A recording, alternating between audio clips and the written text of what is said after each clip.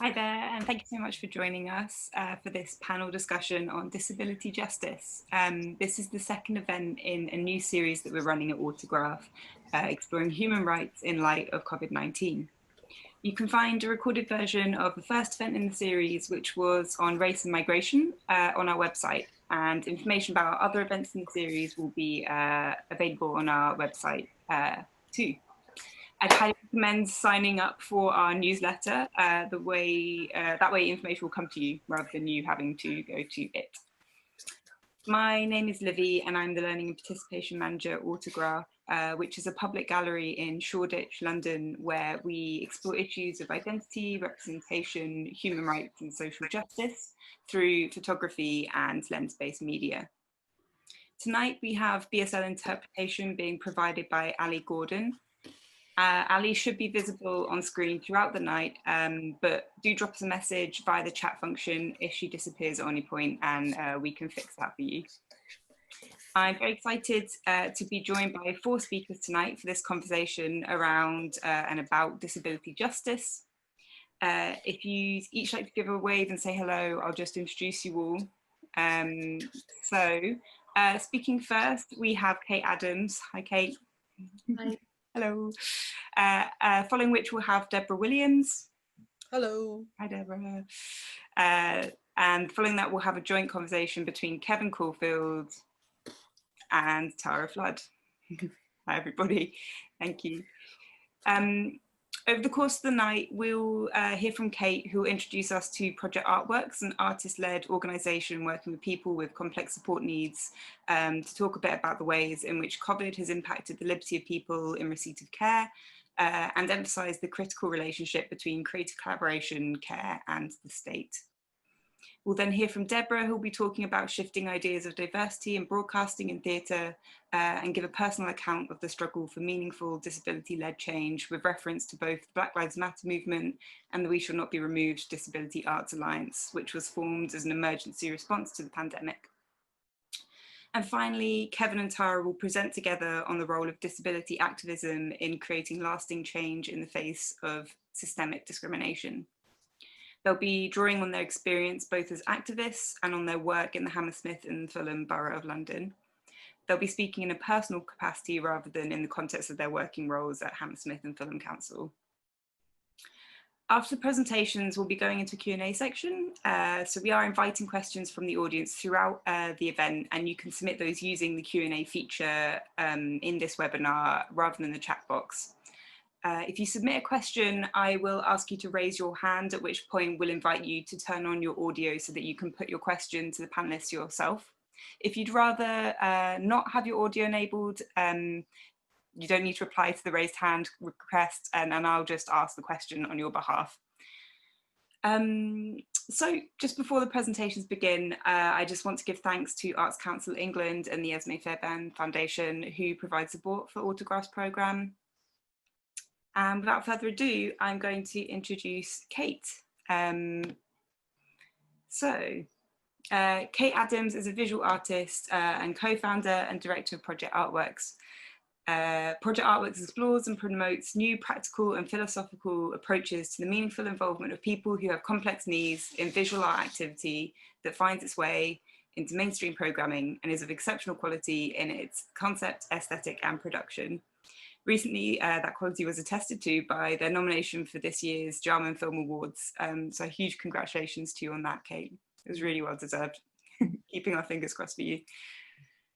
Kate has initiated many responsive collaborative projects with artists, galleries, psychologists, children and adults who have severe neurological impairment and their families. Kate's experience as a parent activist and the mother of a man with complex needs is central to the organisation's responsive and informed approach. It requires a high degree of knowledge and sensitivity to the ethical issues arising from the inclusion of people who cannot knowingly consent to their involvement in art and culture. In recent years, Autograph has had the great pleasure of working closely with Kate and the whole team at Project Artworks as part of our Explorers project.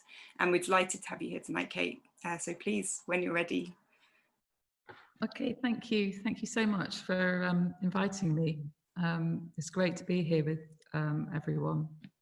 I'm going to, I understand I'm the only one with a presentation, but I'm going to do that because our work is visual. So I think it's important for, and also it enables us to let some of the artists speak for themselves in a way. So I'm going to share my screen, I hope. There we go. So we're, as Livy very beautifully rounded up, we're a praxis-based collective based in Hastings of artists and makers, and our collaborations aim to disrupt relational paradigms and promote creative freedom that exposes the constraints of accepted social constructs and environments.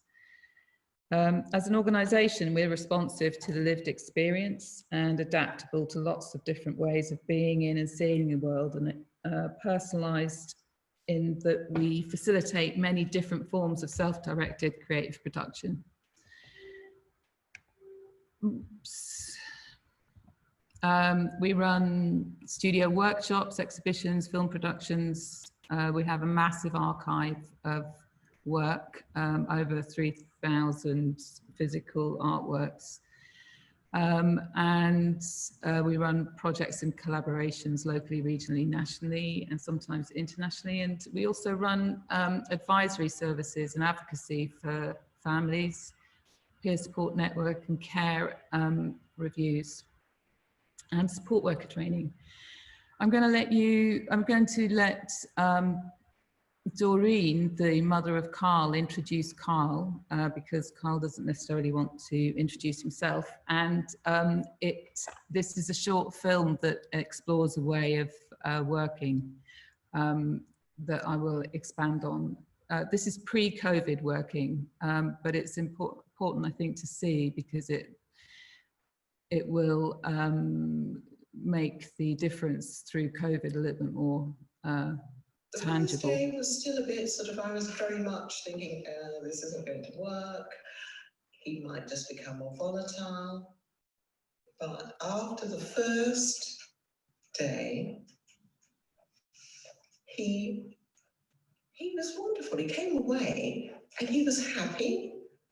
And the strangest thing was that happiness lasted, yes? But that was, I realized it was because no one put any pressure on him.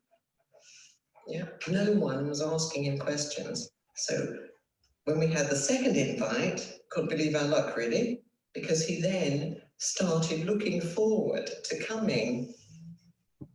And that was evident in him getting up and getting ready to come. So looking forward to the day, and he just changed. It was the knock-on effect of that was a calmer Carl, looking forward to the Friday. Never had any other problems.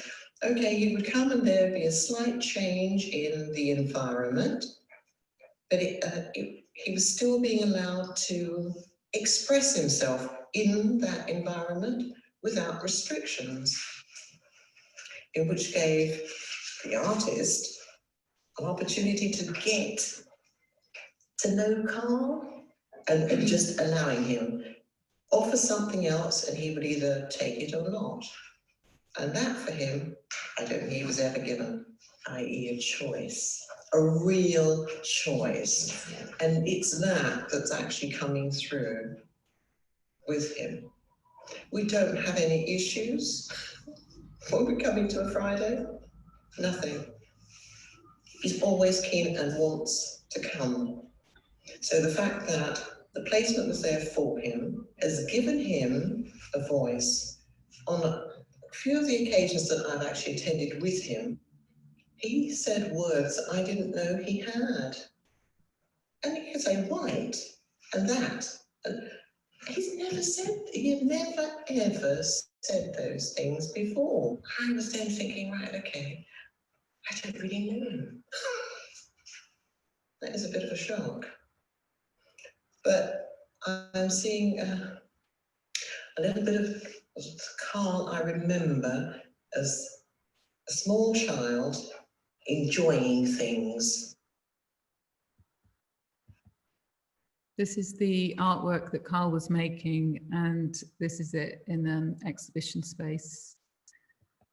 I'll move on to Siddharth Gadia, who is a young man who we met 2 years ago. And he had been excluded from all settings and needed somewhere to just be free and have a sort of degree of purposeful creative activity. So he did some extraordinary things. He worked with us, we'd never met him before, and he started as soon as he arrived painting these incredible scaled images and mandalas. I'll show you, I'll run this while I'm talking.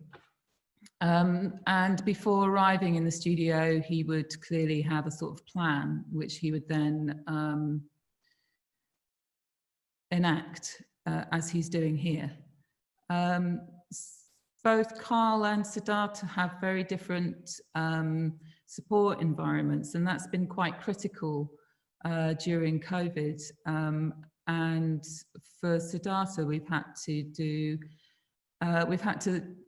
we have willingly, obviously, and happily supported his family to try and get connection with him, because he's living in a residential care setting that is very restricted.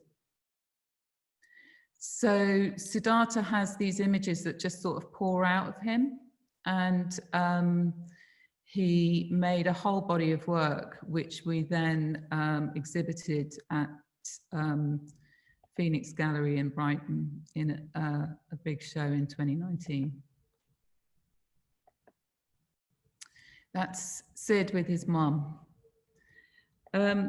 So COVID, as it did for everyone, presented an externally imposed challenge to us to find ways to maintain connection with people, because when people are in receipt of support, sometimes it's really difficult to break through those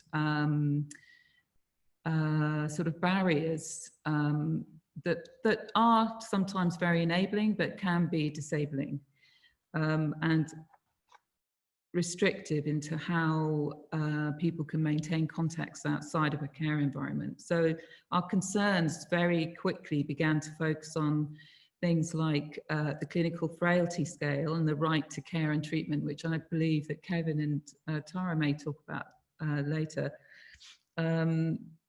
which was a scale, a sort of ethical framework for clinicians if they needed to make clinical decisions about intensive care treatment. The coronavirus builds removal of rights and safeguards for disabled people, including the suspension of the Care Act, which is very worrying, and it's still in place. We were concerned about the mental health and well-being of people that we work with, and have tried to maintain contact with everyone. The lack of support for people living outside care homes and CQC registered settings, they sort of disappeared off the map of people who may need information. And that was the majority of the artists and makers associated with our regular studios. There's a real, the whole process exposed a lack of digital equipment and skills in care homes for people to aid connection. And then blanket restrictions that don't take into account specific needs. For example, if someone's not able to assimilate information and has a life predicated on being outside with 2-to-1 support, then a blanket lockdown criteria created real risks. There were no public toilets open, and many people had police checks and had to rapidly create ID badges for support staff.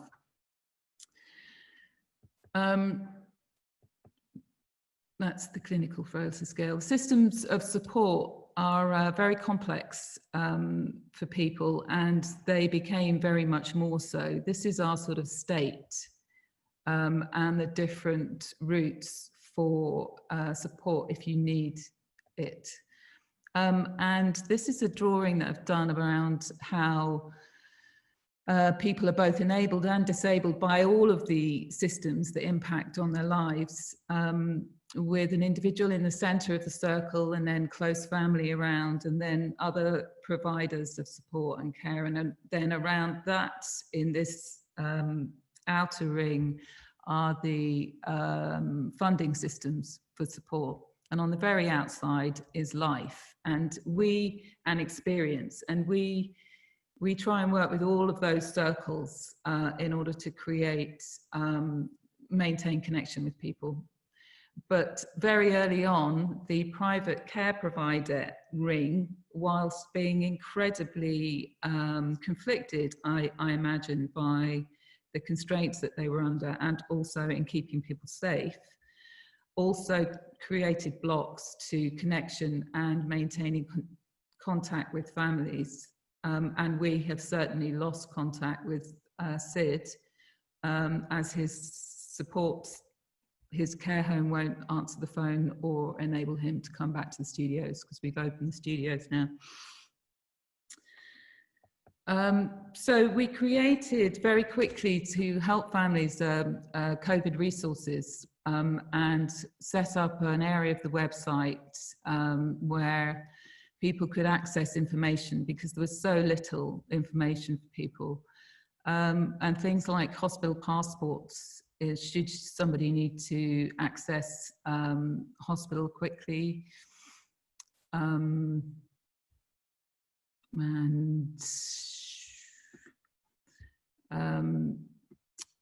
other guidance and advice on going into hospital and all of those things which may or may not have happened to people. And we felt that there's a critical relationship between creative collaboration and care. And so whilst we really developed this resource and in connection with families and carers and drop-ins and peer support meetings, we also developed Studio B, which is a responsive program, and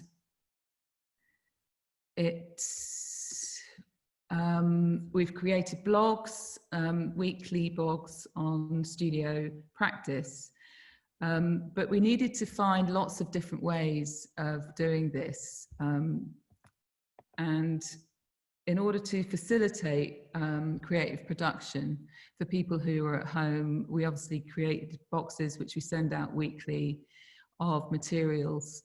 We set up different kind of Zoom platforms that tried to replicate some of the sensory nature of the work in the studio, and have continued to maintain weekly sessions with 38 artists and makers from our studios.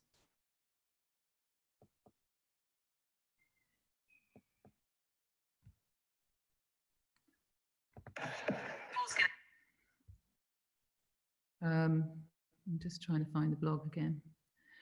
What's great is that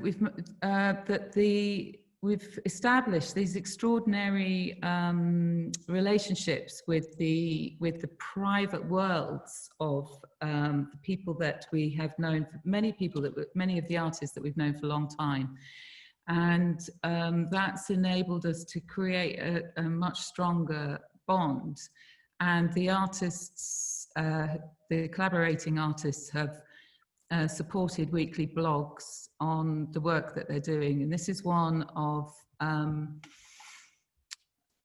our Friday artists, and it's just a summary of a few weeks' work and ways of working. Hello. Wait for the break to come in. Yeah.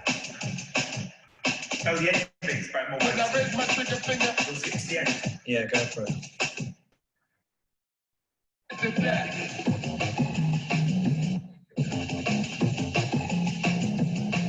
When I raise my trigger finger, all your fuckers hit the deck.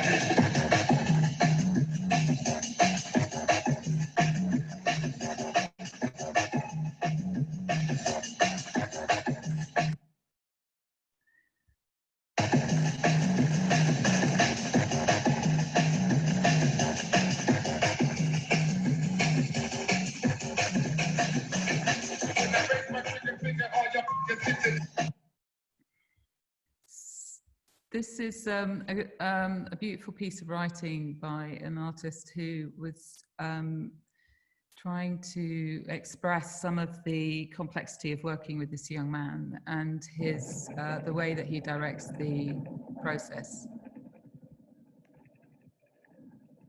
I'm not sure what's happening there. Kate, this is Livy. I think you've got your YouTube tab open at the top there that's playing. Yeah. Okay. Also, a 5-minute warning for you. Okay, fine, thank you.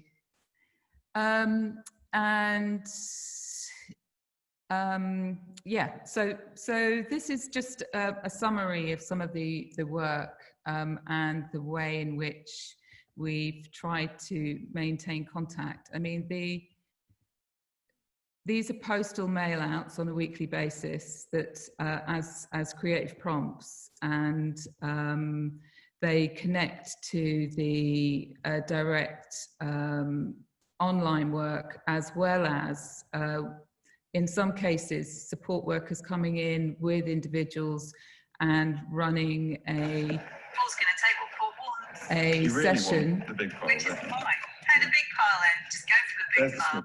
In the studio, whilst being facilitated by a regular artist collaborator. And then finally, we also have morphed into creating direct support for people, and have understood that COVID has taught this sort of practice, and the impact of COVID on our practice has changed the way we think about the studio. And for many people, the studio is no longer a place where they can thrive. For many it is, and it remains so, but we need this sort of choice of options rather than having the boundary of the studios. And this is a small piece about Sharif, who's currently still got an exhibition at Autograph and a weekly account of his out and about in lockdown.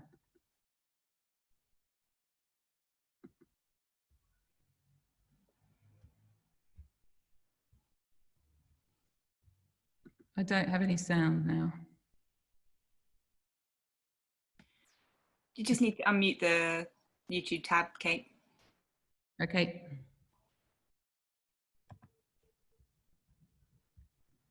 I can't see that. Oh, yeah. I play some Mannix now, sir. And we're just close by now. So would it be possible if me and Tim and Tom come round and I paint Mannix and Tim films it, please, Al? And I asked Al and he said yes, so Tom. Yeah. Are you happy with that, Tim? Yeah. Are you happy with that, Tom? Yes, I am. Yeah, my stomach is really hurting me now, Al. I've got a really bad bellyache. See you shortly. Bye, bye, bye, bye, bye, bye, bye, bye, bye. Move along. Right. So you want all of this fireplace area covered, Sharif, okay? Slap it on like thick like Yeah, that? slap it on nice and thick, Sharif. Because well, I mean, as it's got, you got a. Nice and thick like Yeah. that? I think that's a really good idea, Sharif, to keep it rough, and then. Good plan. Good Great. plan. Wonderful. Lovely. Lovely. Any others? Sandwich. Sandwich. Oh, my stomach is killing me now, sir. You're still anxious then, Sharif? It might be butterflies. What are you anxious about? I'm anxious because of coronavirus social distancing and lockdown as well. Right. I want it all to end though, sir. Yeah. You've got lots to concentrate on now, haven't you? Like that. That's it. Particularly like that. And then when you get to the bits where you can't, you kind of dab it in. You know what I mean by that? Yeah. Yeah? Yeah. Ding gang goody, what's your ding gang gong, ding gang goo, ding gang goody, ding gang goody goody goody goo, ding gang goody goody goo. Any dreams lately, Tom? Any dreams? Yeah. Yeah, I had a dream last night. What did you dream about then? Well, it was a slight. I lived in a slight combination of Tim's beach hut, that was a large house, Yeah. and I was sitting there with my family, and the tide came in and swept Was it a dream or a nightmare, sir? It was a dream. It didn't really scare me too much. Interesting, because what's your favourite weather? Storms, though, sir. I do love storms, yeah. Correct, well done. I also love snow, which you don't. I hate snow, can't stand it. It's unusual. I've had a nightmare about snow before. Yeah. Hi, Doctor. Hello. Hi. I'm suffering from hair loss, and I seem to have a large lump on my head. Can you help me? Sure. Oh, that's quite nice, really. Should I take a picture of it, Tim? Yeah. Are we almost? Let me ask down now. Why don't you have a little look and see if there's any more little bits you need to do or you want to do now? I'm going to take a picture of it and send this to my grandma on Messenger. It looks really nice. It does look good. I know. Sorry, I'm sure that's more than 5 minutes. I think I'm probably on 20 minutes now. Thank you, Kate. I love those videos of Sharif so much. I'd really recommend everyone give those a watch. There's a whole series of Sharif out and about in lockdown. They're brilliant. And that was just really interesting as well. I know your whole program is highly personalized for each of the artists you work with, and it's really interesting to see how moving, how complex it is to move that entire way of working online and in digital. So thank you so much. We're going to move on now to our second speaker. Before we do that, I should just give a quick apology. I think there were some issues with the visibility of Ali during the screen share. I believe Kate is the only speaker who will be sharing her screen, but if we do at any point lose Ali again, I'd recommend using the view option at the top, which is called side-by-side mode, and that should fix that issue. Thank you for those who flagged that. So now I'd like to introduce Deborah Williams.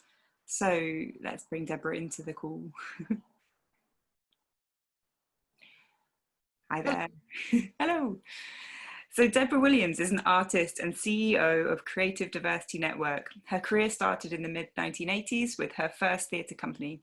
She moved to the Pleasance in Edinburgh and became the first manager at Pleasance Islington. She was an actor with Grey Eye Theatre Company, worked with the London Disability Arts Forum, and taught stage management at the Webber Douglas Drama School. In 1999, she started reality productions, and in 2008 went to Rich Mix, where she was responsible for the one-day arts and activism event 6 Billion Ways. Debra has worked with Arts Council England, leading on equality analysis and the introduction of the creative case for diversity, and at the British Film Institute, leading on diversity and creativity, the BFI diversity standards. She travels around the world, showing her process and experiences of how equality, diversity and inclusion can lead change and transform the creative and cultural industries. Debra, thank you so much for joining us tonight. Would you like to give us your presentation? Yeah, let's see how far I go. I've got a bit of a sore throat, a bit of a cough, so I do apologise if that gets in the way of anything. But I'm reading from a screen on my lap, so forgive me if I'm not always looking at the camera, but I will always try and do my old audition technique of reading down and looking up. I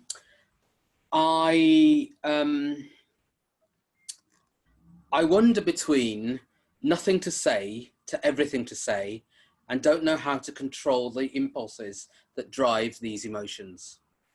When asked to do this presentation, I wasn't sure if I could once again go through the process of screaming, "We are here."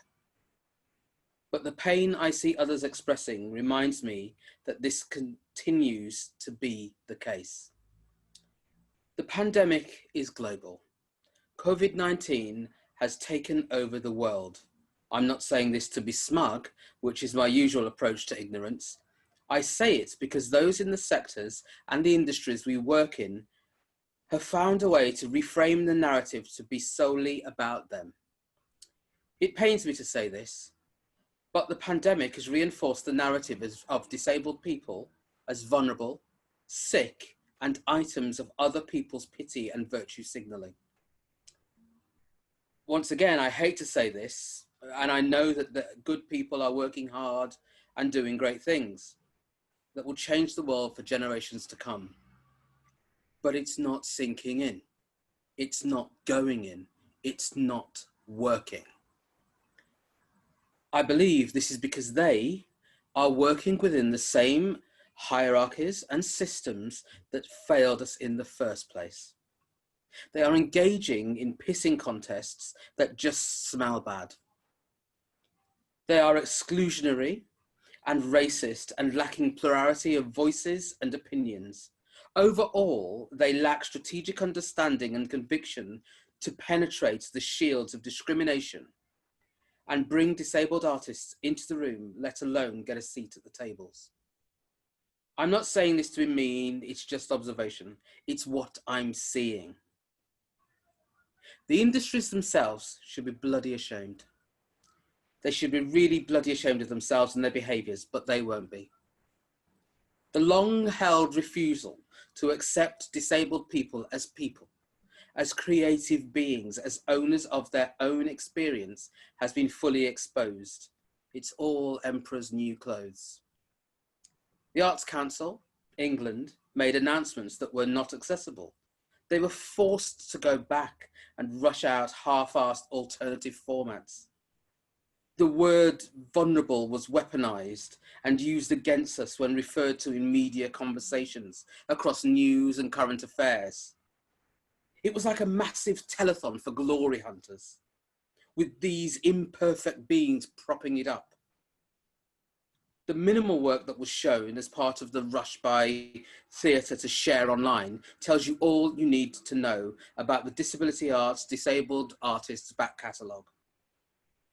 Most of what was shown was once again after everything else, giving the impression that they'd got to the bottom of the barrel and might as well just put out stuff to be kind.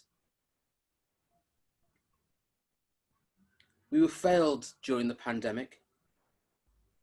Human rights, fundamental rights, and artistic rights have been and continue to be ignored. The emergence of a gather of disabled people is interesting as well. I'm on the sidelines of the group, having been invited to join by someone I have a great respect for. But I find myself caught in the middle of the hashtag we shall not be removed social media action. As the podcast that I had made in the beginning of March about disability and race, pre-COVID and pre-lockdown, was also released the weekend of the Black Lives Matter marches and protests. So there was a convergence of two sides of me. It was very, very difficult to navigate. I didn't get the heads up that the former was going to use the latter as part of the campaign. So my mental health took a massive hit. Wasn't until friends were writing to me and saying thank you and talking about the content of the podcast that I realized that it was going to be very, very tricky period. I wanted to hide, I wanted to die. Once again, disabled people using disabled people to make a point and not considering well-being. I had no problem with it being out there, not really a problem with that, with it as part of that campaign, even though it is just as racist and monocultural as the non-disabled interventions. But no one asked. I had no control over my experience being used as a tool for others to feather their nests. I mention it to make a point, to refer back to what I said at the top. The systems that are being used are the same as those that we are being told that they are fighting. My day job is the same as it has always been, and that is to carry on, to maintain consistency of the delivery and the strategic imperative for structural and systematic changes in the UK broadcasting industry. I managed in the middle of all of this to start a course for disability inclusion in television. It's a pilot, it's low key, but it will change the way that people who make television interact with their disabled colleagues. It will empower and equip disabled people working in television to challenge the narratives that have been prevalent over the past few months. I've got more planned, and I'm going up against massive monoliths like the UK's main broadcasters. I mean, I will never work in the industry. I will never be the creative I am born to be. But this shit needs saying, and more importantly, needs doing. When I look at who's been commissioned and embraced, mediocre white men all over the place, it's like a time machine. Where are the black voices? Those from learning disabled communities, those in care homes and sheltered accommodation, people working on the front line. You know, disabled people actually work and contribute to the world. Where are all of these people and their stories? There's no quality control going on, no plurality, no diversity. I say to my disabled artists and colleagues, stop begging to be part of the systems that are being dragged down, literally. They do not care about us. It will continue to pit us against each other and ultimately will replace like for like. We as disabled people working in the creative industries and the cultural sectors need to take and own the creative spaces on our own terms. We've worked hard for it. People before us have worked hard for it. I tried to get funding for a pandemic handbook as part of my day job. It was a roadmap to recovery for the broadcast industry through the lens of disabled people. Because frankly, we are the group that is most used to these challenges and have ways to remove barriers seen and unseen. To anticipate the things when things will go awry and have the resilience to work with and or around them. But no, it was not to be. I don't know what was funded in the end, but I do know what wasn't. But I'm still doing it. There'll be quality control around disability in creative industries and the cultural sector. It will be led by disabled people, and they will be the experts in their fields, not just someone working for a larger organization who is a well-meaning amateur and dabbles when they feel like it. Not the narcissistic secular voices who believe that their lived experience is all there is. There's a conversation currently going on about the social model of disability, and it questions how useful it is to the world we are in now. Why don't they get rid of it and move on to something else, something easier that people can understand? This makes my blood boil. It's like the let's get more legislation chant that comes up around the Equality Act. These are arguments for people who have not used these tools, not explored what is possible, not taken them out of the box and got them dirty. I can tell you, working in my day job, just the introduction of the social model to the industry, talking about it as a fact, as something that has ownership from disabled people, makes a difference. The theory in practice attached to what is possible under the Equality Act as opposed to what is not make a difference. It makes people, the right-minded ones, think about things.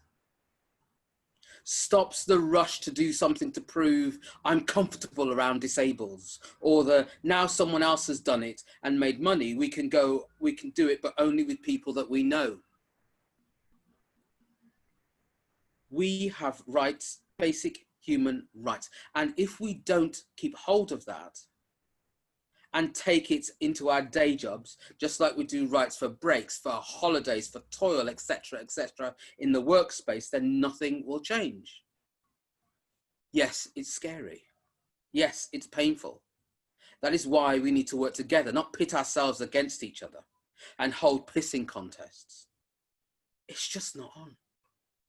If one more white man pops up telling me how he's the beacon and he's the one that everyone is talking to, yes, self-appointed, backstabbing, weak-ass, piss-poor and lacking transparency, I'm really going to go off a load like no one has ever seen before. The time is now. Get rid of the things we think we know and get some fire in our bellies again. I have a tale to end on. I was working with a very high-profile C-suite person who was in the UK broadcasting, within a UK broadcaster. And when I started to talk with him about the disability project I've referred to earlier, that I wanted to do, he said he was great, a much needed ally, even if he did think that he knew more about the area than I did, but that didn't matter. We went out for a meal one night and we talked things over. And we started to talk about the industry and how disabled people, and how we get to see disabled people as people and how to think about disabled people as people. We got into language, which is a thing that I'm pedantic about and I believe in fundamentally. And he was adamant about his people with disabilities, because some other white man had told him that this was the way through. Me and my 3 gin and tonics would not let that lie. I was generous though, as is my wont. I said, well, work with me to find something that does resonate with the industry and that will penetrate the wall. We agreed that this was a good idea. Roll forward 2 years, this person no longer works in the industry. No, I no longer have an ally, let alone one that wants the project to succeed. However, last week, I was sent a TEDx talk and told by the person who sent it to watch as I could learn from the presenter. I clicked on it and lo and behold, guess who it was? Yeah, my former ally, and guess what he was talking about? Yes, the social model. It was to a group of young people in a school in one of the nicer parts of London. There was no apology, no justification for it. It was just there. That's why I say do it. That's what success is to me. That is what owning our rights and debating the position of them means in these industries and sectors. Yes, we need to work and we need to live on our own terms without using classic tools of oppression would be a very nice thank you very much indeed. But what do I know?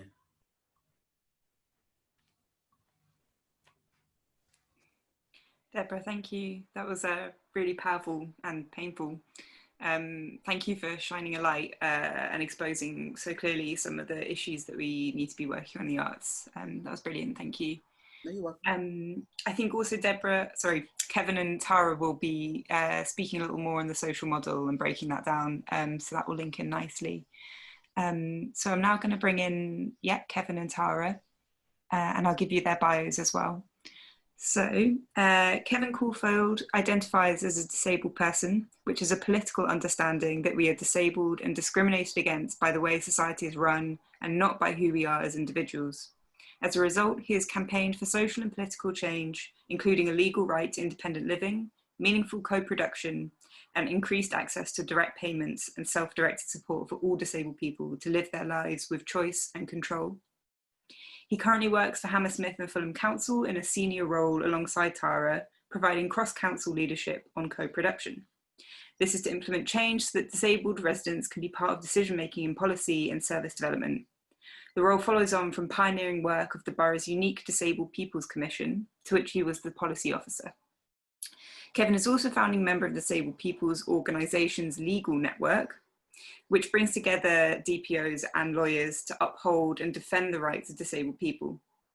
Kevin has worked to the rallying cry of the Disabled People's Movement, which is nothing about us without us, which he says links us together in a struggle with many other groups resisting oppression.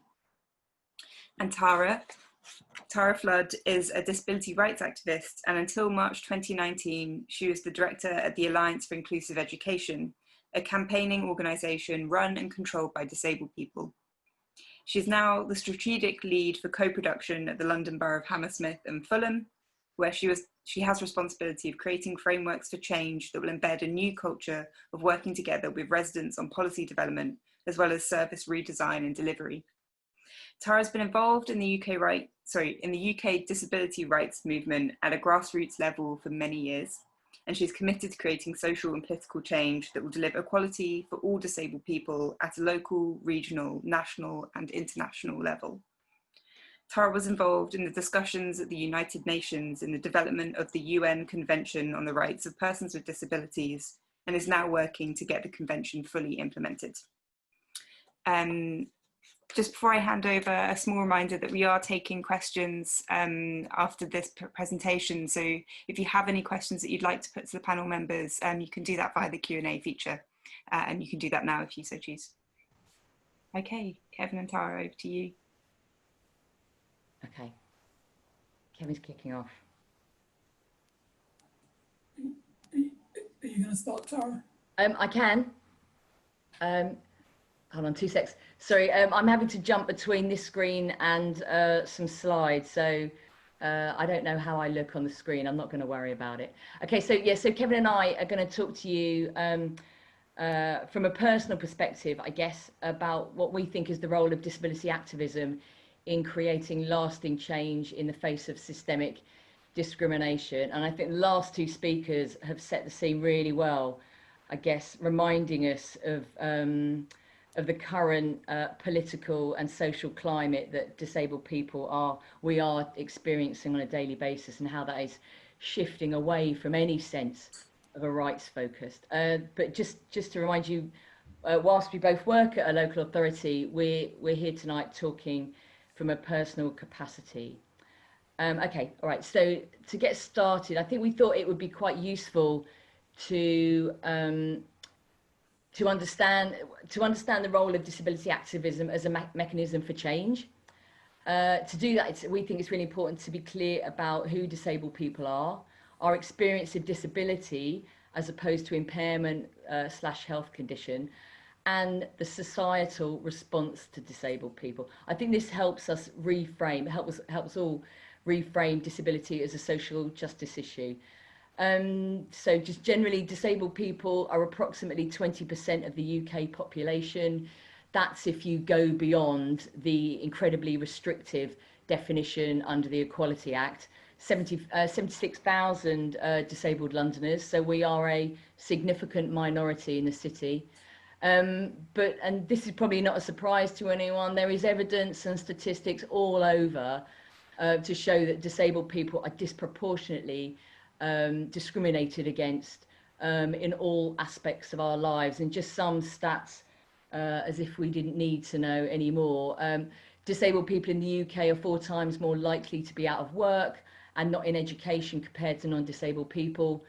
The average hourly earnings for disabled people is £9.70, which is significantly below that of non-disabled people. The proportion of working age disabled people living in poverty is 28%, and is higher than the proportion of working age non-disabled people at 18%. Life costs us £583 more on average a month if you're a disabled person, and 1 in 3 disabled people feel generally that there is an awful lot of disability prejudice. I think that kind of feels like the understatement of the century. And I think in a context, all of that is in a context of wealth inequality in the UK, where the richest 1,000 people earn 75 times the combined wealth of the poorest 2.8 million households in the country. Kevin, over to you.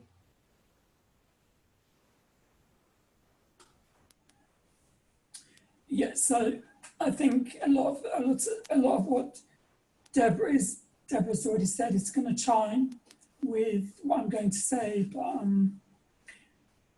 obviously through the pandemic, we can see that the medical model of disability is alive and well, as we are all kind of labelled as the unfortunate and individuals with special needs, needing day centres, special schools, special transport, vulnerable, extremely critically vulnerable. The unravelling of the labels just goes on and on. This goes on and on and on through our lives on a daily basis, and is really kind of taken off, zooming ahead with the current situation. And I think what Kat said earlier, when you contrast those kind of labels and a kind of protective approach to looking at disabled people, at the same time that NICE issues guidance saying that all adult COVID-19 patients should be assessed for frailty. And that scoring system causing a lot of alarm, where even the kind of definitions of mildly frail, inverted commas, so that's often people who just need transportation or help with heavy housework and medication, might not be considered appropriate for critical care. And we end up being steered towards end-of-life care if our conditions were to deteriorate. So there's lots of mixed messages, and that's why the social model, which Deborah outlined, is so important, that we have our own lenses as disabled people to create and have a sense of identity in contrast to that. And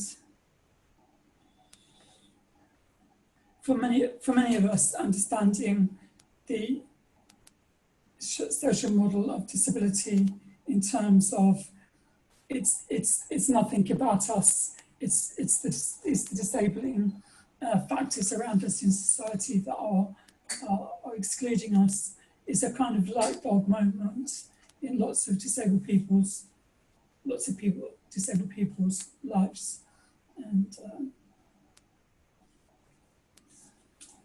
I think also that definition of disabled people as people experiencing disabled barriers creates the possibility to link us all together under one political banner, instead of, as we know, people are divided often by impairments or health conditions, and then we link to usually big charities run by non-disabled people that speak on our behalf, and we fight amongst ourselves for the crumbs from the state in terms of support, involvement in policy making and decision making. So the social model gives us the possibility of a much wider movement of disabled people.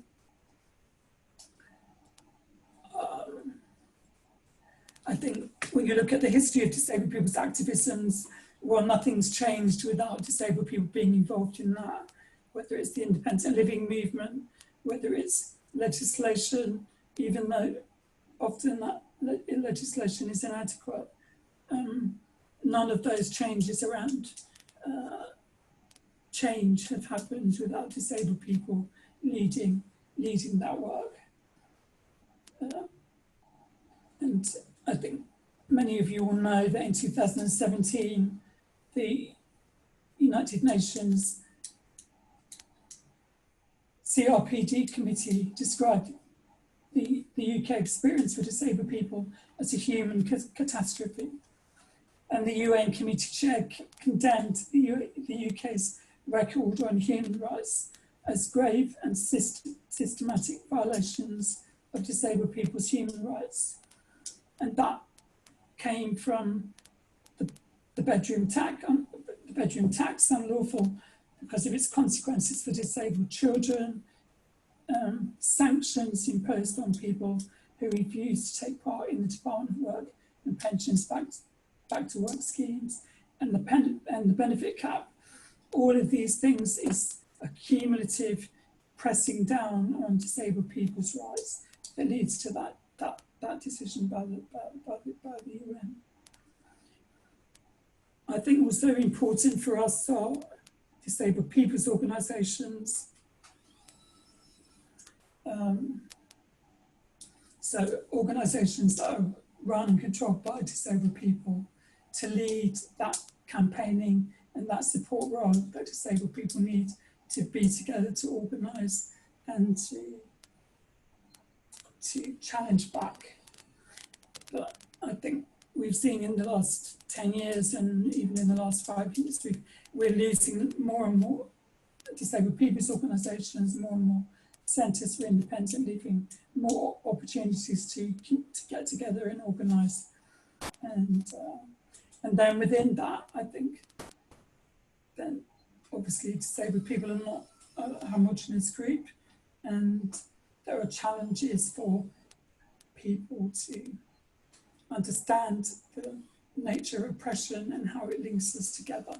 And I think that was what Deborah was saying, some of the frustrations around that kind of not being able to make organisations necessarily work for everybody.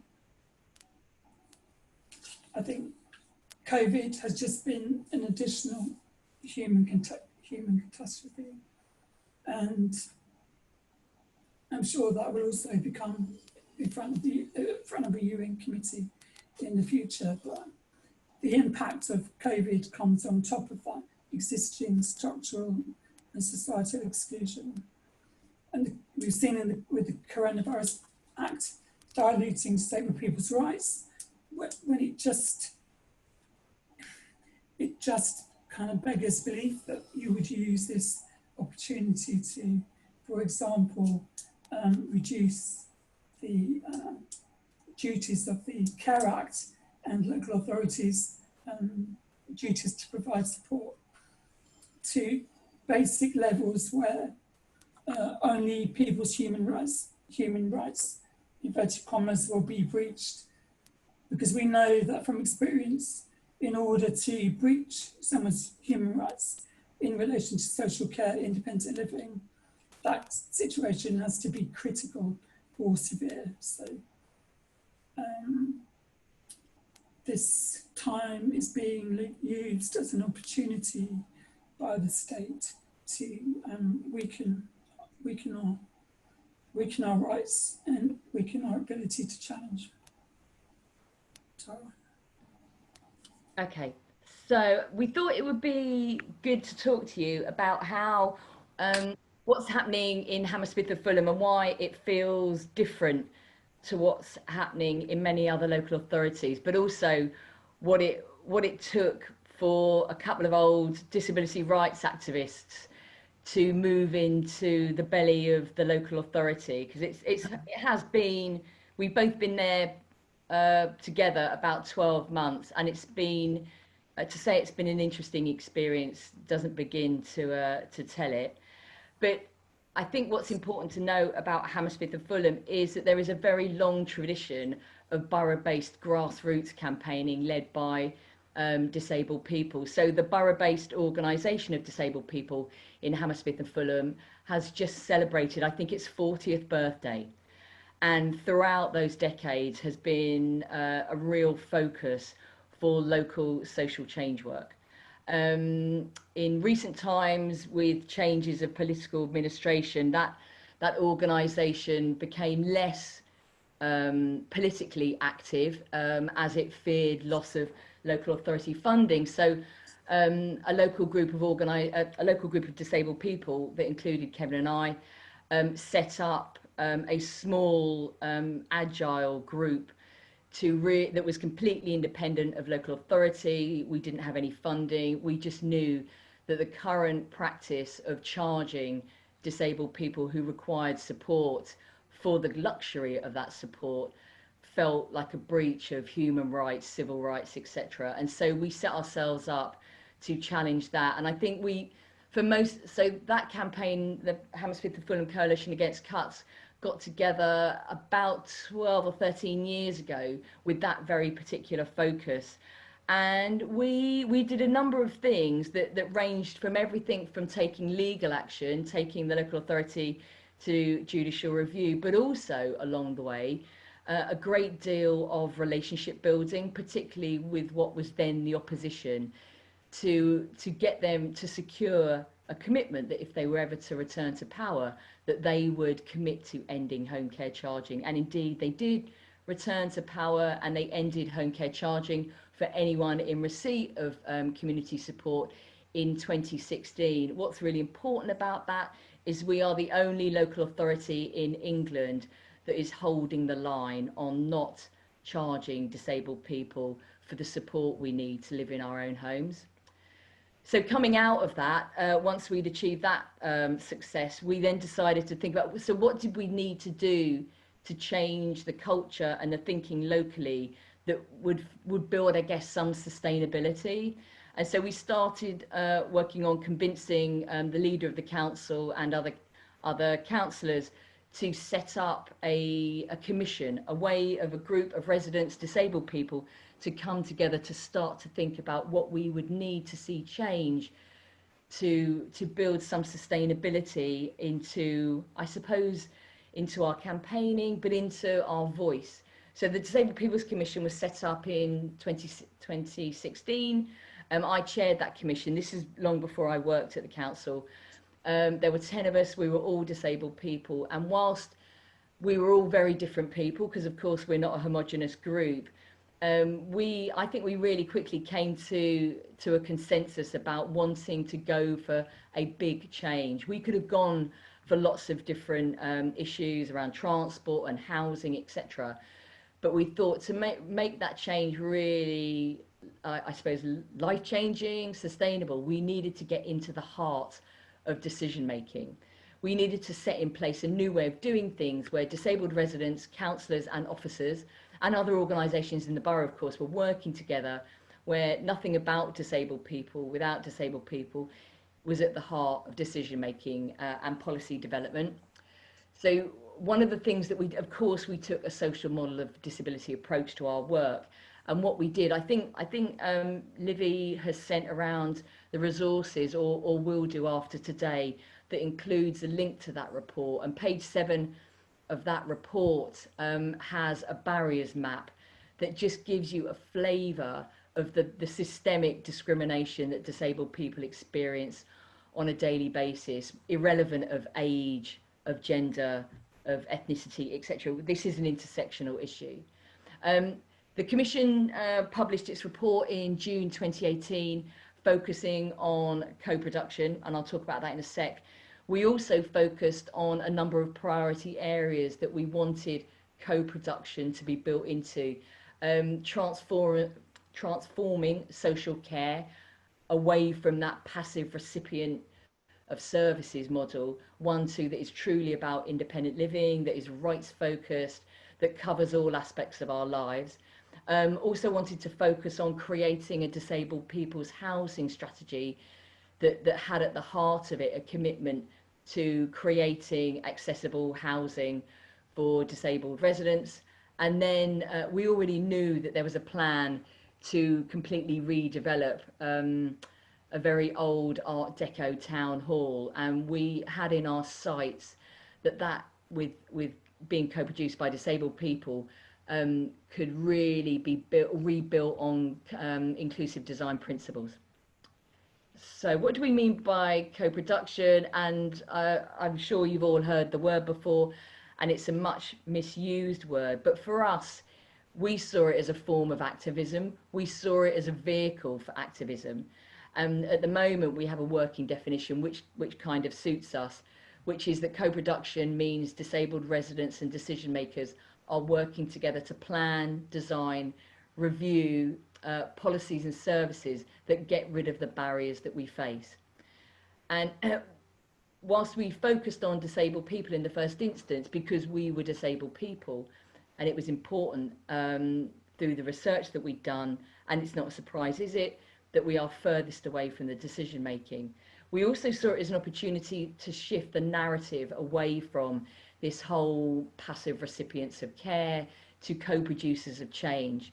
Co-production sees disabled people as experts in our own lives, and co-production also addresses barriers to equality, diversity and inclusion, because it places disabled people not only at the heart of decision making, but also at the beginning of decision making, where the ideas come from disabled people.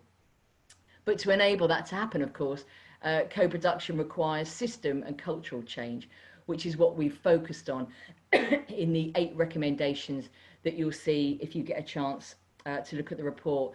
really because it addresses the power imbalance that there is between the individual and the state. And as I said before, we're starting here with disabled people, but I think the COVID-19 pandemic has enabled us to start to really talk about co-production with all residents, because the change required to recover from the pandemic requires a collective responsibility. It requires all of us to be part of that solution. Tara, sorry to interrupt. This is Libby. Just a 3-minute warning. Yeah, I'm handing over to Kevin. Yeah, so just a last few comments then. Yeah, so, yeah, I mean, in terms of future campaigning, I mean, yeah, we've tried to be strategic, and we haven't gotten to a local authority because that's what our dream in life is to be, but it's an opportunity for, it's a mechanism to bring about change. And when we look at where power, resources, organisation, lots of things that revolve around the council, then that's a good place to start. And the co-production should then start to filter down as it takes hold, because people can then see that it's worth getting involved, it's worth engaging, because most disabled residents in Hammersmith and Fulham have little trust and very low expectations of their local council, and that's starting to change. So I think through all of this, the evidence is that we can only change history with disabled people and their allies taking part in ongoing activism, and that's fundamental. I think, you know, there's lots of issues, there's lots of campaigning going on, there's lots of legal cases that people are taking, and whilst there's often issues with legal frameworks, it's a mechanism to bring people together and to campaign and to strengthen people's seeing the possibility of being able to change. And all from where we started, it all came out of a legal case that we lost, and 10 years later, in the end of the day, we haven't lost anything. I think I'll stop.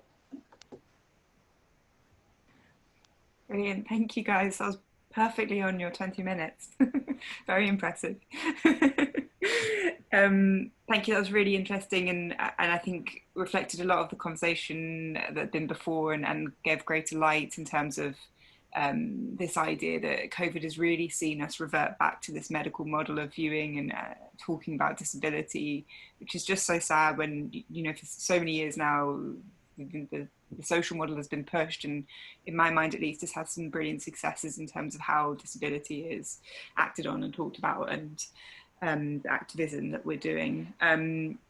But also thank you for the sort of positive tone of talking about how to kind of begin to combat some of these ideas, and this experience of activism that you both have such a long history in is really useful to helping us think about what to do now.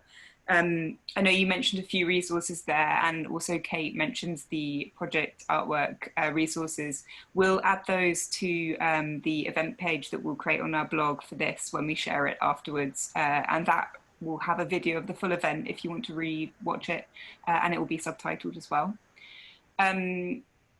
Just on that, before we go to the questions, I was wondering if anyone had any other resources they wanted to mention. So we've already discussed the We Shall Not Be Removed Alliance, but are there any other responses or alliances or initiatives that any of you wanted to flag here just for people to be involved in and get in? Deborah, a waving hand.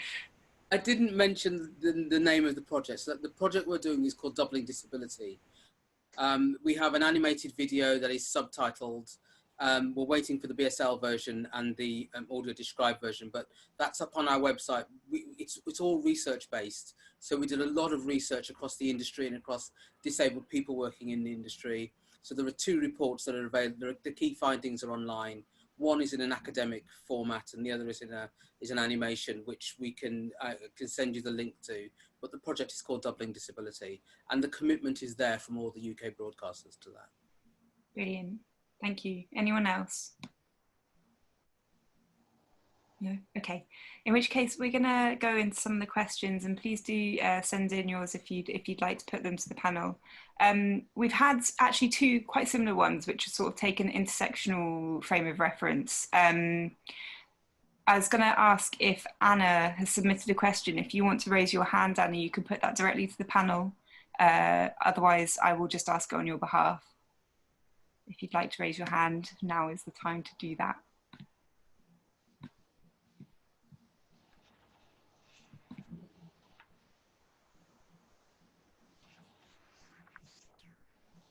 Okay, Anna said I'll ask on their behalf, so I'll do that. Anna says, thank you everyone on the panel and Autograph for organising a really interesting event. I wanted to raise the question of what a CRIP analysis for the current moment might be, if this feels like something the panellists would like to speak on.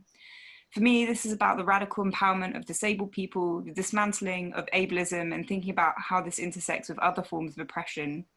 And someone else also mentioned specifically issues around LGBT people in the context of the pandemic. So how does this sit in relation to the discourse of human rights? Would anyone like to lead on that answer?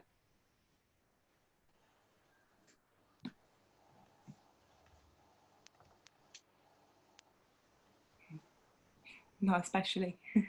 I mean, I can talk about it because I did mention it in my approach was an intersectional approach, which is a word again that I don't like, but it, because it's, for me it's more about plurality, the word I can't say that I do like, because it's about the multiplicity and the many different identities that each individual holds.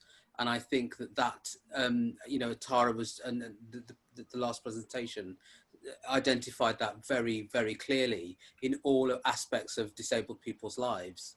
I do believe that it's really important that we continue to gather momentum in that space.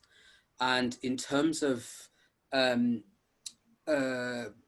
aligning with other groups of oppressed people, I think it's very tricky because disability rights and activism is very white and is very middle class, and it has a particular approach which is a colonial approach, and that conversation has not happened within disability, and it needs to happen in order for it to not just trample over the rights of other groups that have been hard fought, but also not so it doesn't bring those oppressive ways and behaviours into the space, into what safe spaces that people have created and have worked incredibly hard to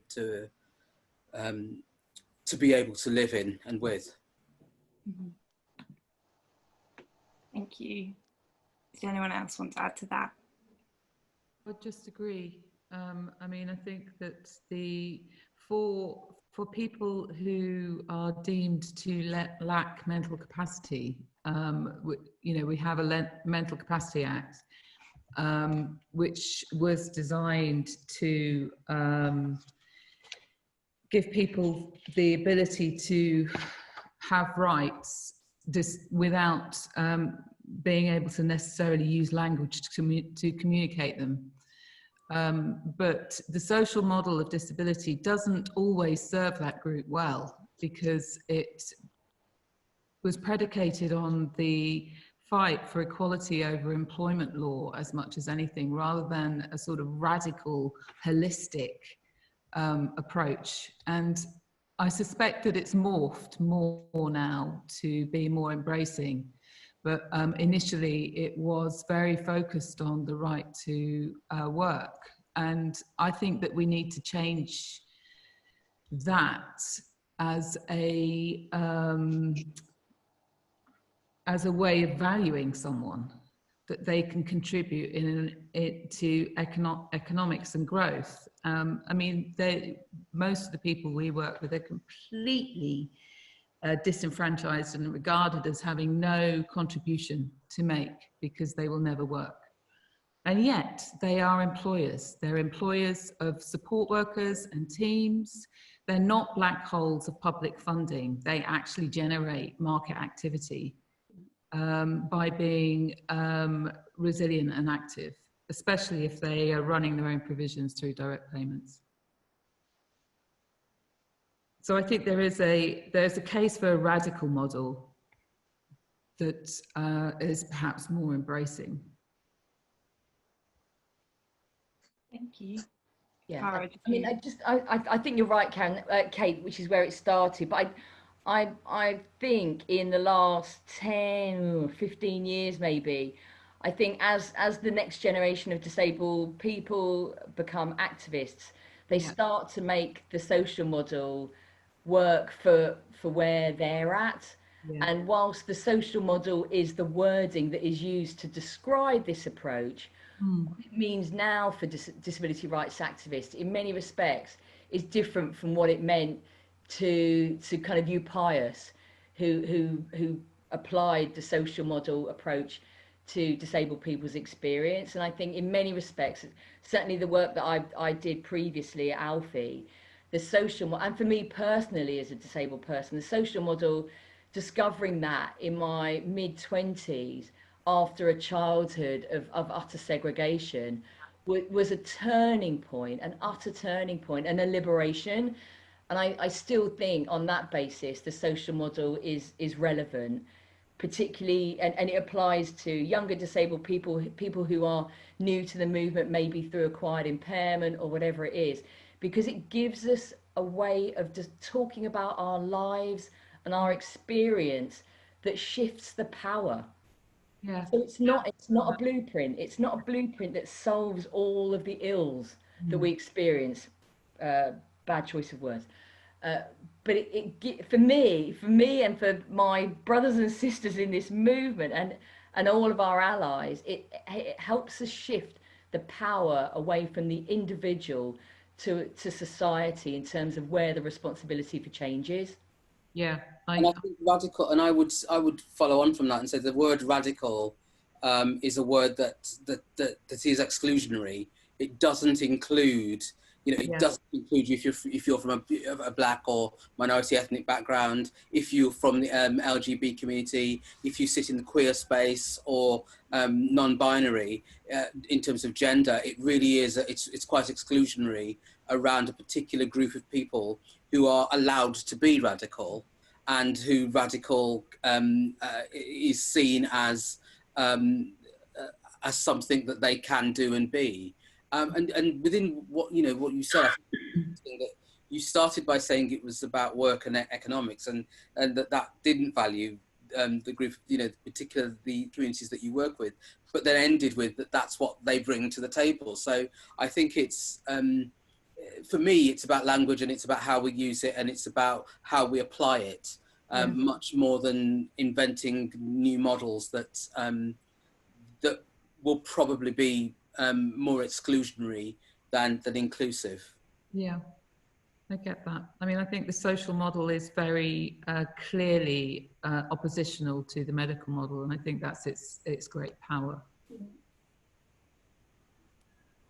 Thank you. I feel like, we could definitely go down that rabbit hole for a long time, but let's move through. We've got quite a few other questions. So I'm going to ask if Sheila Fletcher has a question. Sheila, if you want to put your question to the panelists, would you raise your hand on the webinar feature now? If not, I can just ask it on your behalf.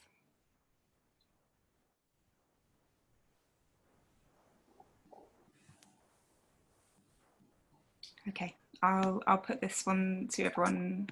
I think this one might be, I might come to Kevin and Tara possibly if it sits with you. So Sheila asks, can there be a legal challenge to the NICE guidelines about COVID that discriminate against disabled people? I think the answer is yes, and I think there has been a lot of work being done to change those guidelines, but I'm not up to speed on where that action has led to. Because, I mean, clearly it's in breach of the Equality Act and also the UN Convention. So the answer is yes, I think. Brilliant. That's good news.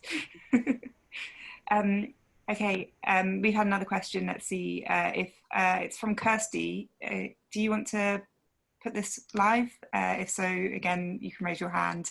It's always nice to hear a voice, involve people in the conversation.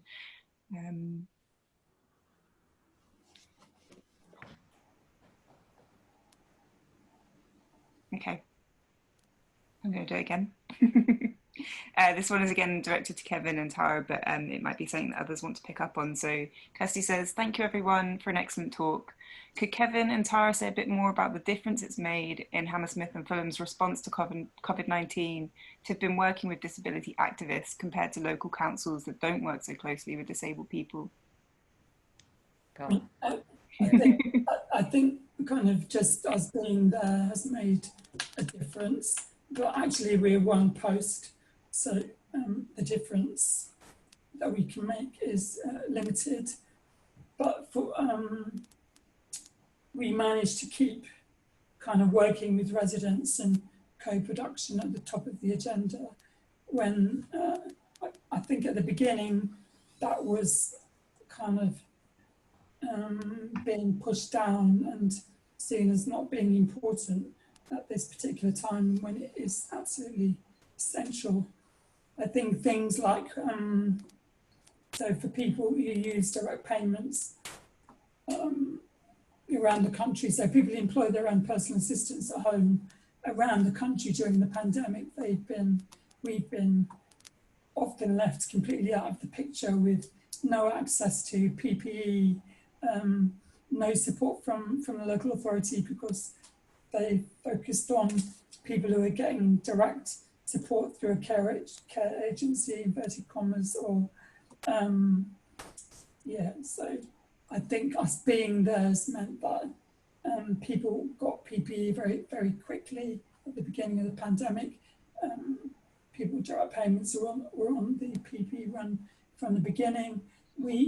The council made it clear that it was not going to use the Coronavirus Act in any detrimental way towards residents, and a letter went out from the director saying that, and that's incredibly reassuring for a lot of people to just know that this is, and we know lots of local authorities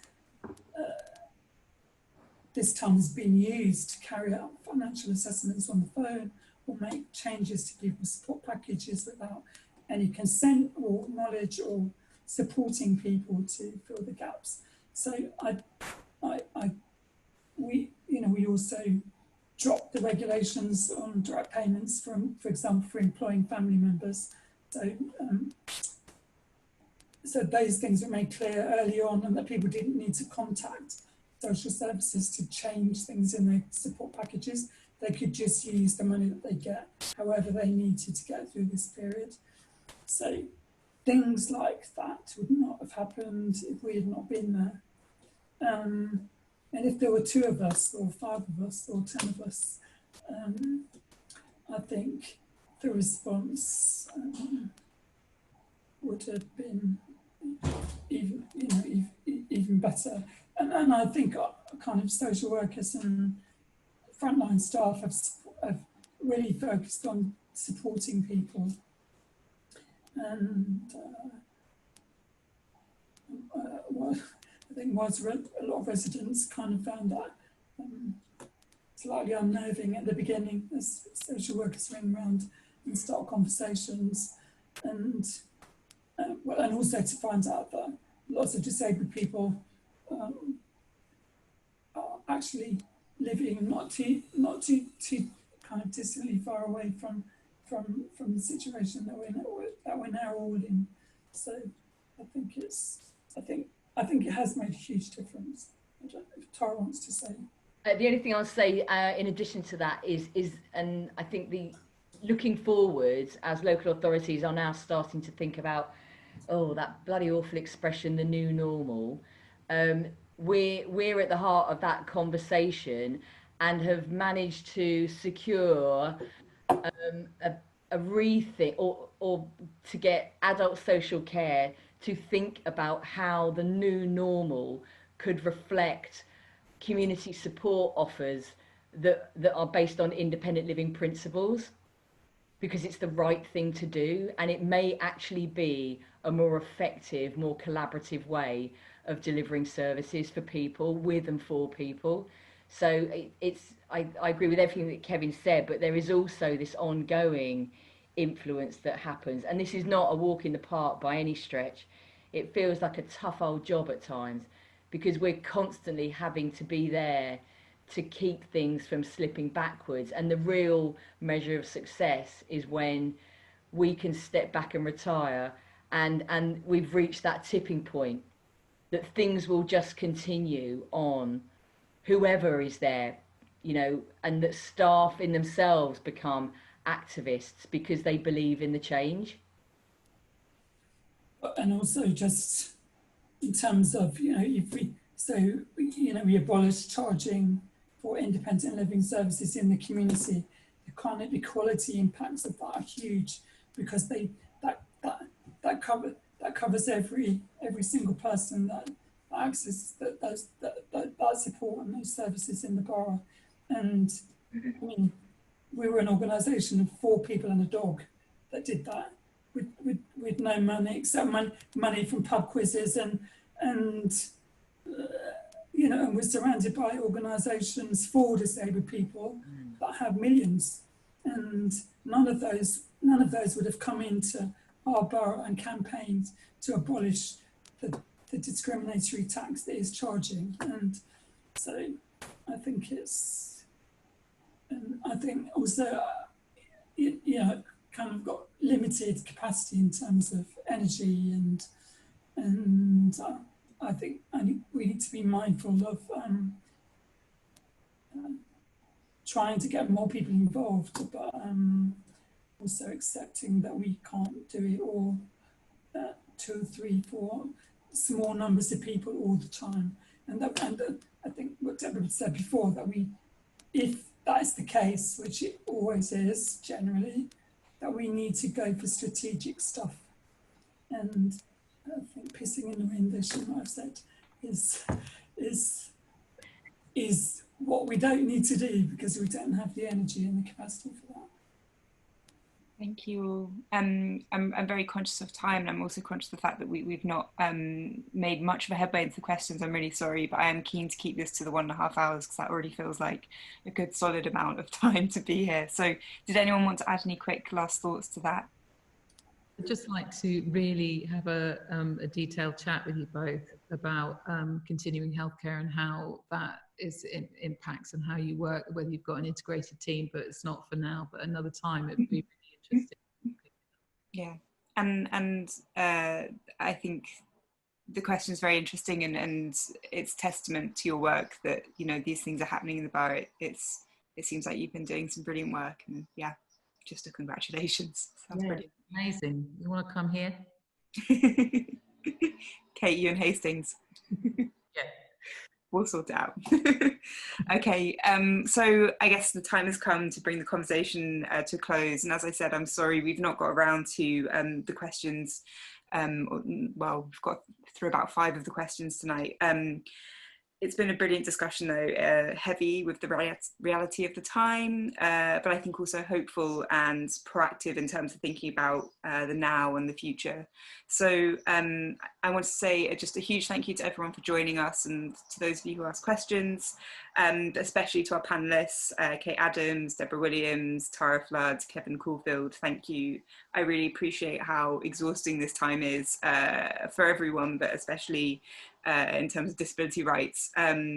So I really appreciate the time you put into the event tonight. Thank you. Thank you also to Ali, our BSL interpreter. Thank you. If you enjoyed tonight's free event, I'd like to invite you to consider donating to Autograph. We're a charity, and we'd really appreciate any support for our work that will enable us to continue to host free conversations like the one you've heard tonight. You can do that by visiting our website, which is autograph.org.uk/donate. And we'd also be really grateful if you could take 5 minutes to complete a survey that will be sent to you via email following tonight's event. That's everything from me. Just one last thank you to you all. Good night. Bye, everyone.